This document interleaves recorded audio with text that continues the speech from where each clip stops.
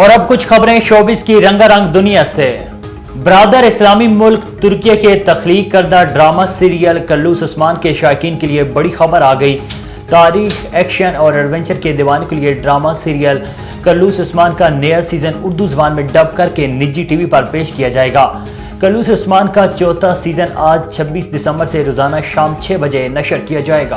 पाकिस्तान के अहद साज शायर मुनीर नियाजी को अपने मदाओं से बिछड़े 16 वर्ष बीत गए। उनकी शायरी के फूल आज भी अदब के उफक पर महक रहे हैं। मुनफरिद लब व लहजे के शायर मुनीर नियाजी ने अपनी फिक्री अजमत की बदौलत उर्दू और पंजाबी शायरी में अलग मकाम पाया।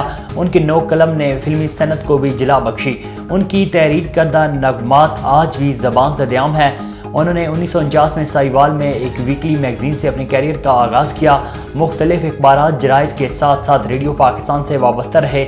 मुनीर नियाजी की तसानीफ में तेज़ हवा और तन्हा फूल, जंगल में धनक, रिश्तों के दरमियान माह मुनीर, सफ़र दी रात, चार चुप चीज़ां और रस्ता दसन वाले तेरे शामिल हैं। शेर व अदब का ये रोशन सितारा 26 दिसंबर 2006 को अदब के आसमां में डूब गया। जो बादलों से भी मुझको छुपाए रखता था, बड़ी है धूप तो बेसाहिबान छोड़ गया।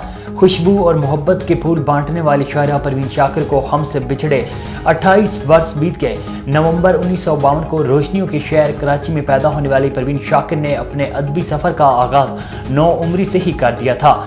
नस्ल निगारी भी की मगर शायरी से उन्हें इश्क था। उनकी इब्तदाई कलमी नाम बीना था। गज़लियात और नज़में लिखने से ख़ास शोहरत में उनका मजमूआ कलाम खुशबू 1976 पाई। मंजर आम पर आते ही अदबी हलकों में तहलका मच गया और उन्हें खुशबू की शायरा का खिताब मिला। कई दहाइयों बाद भी उनकी शायरी की खुशबू कम नहीं हो सकी। परवीन शाकिर की दीगर तसानीफ में सदे बार खुद कलामी, इनकार, माह तमाम, कफ आईना और गोशा चशम शामिल हैं। परवीन शाकिर की शायरी में मोहब्बत, खुशबू, फूल, हवा और तितली का जिक्र जा बजा मिलता है।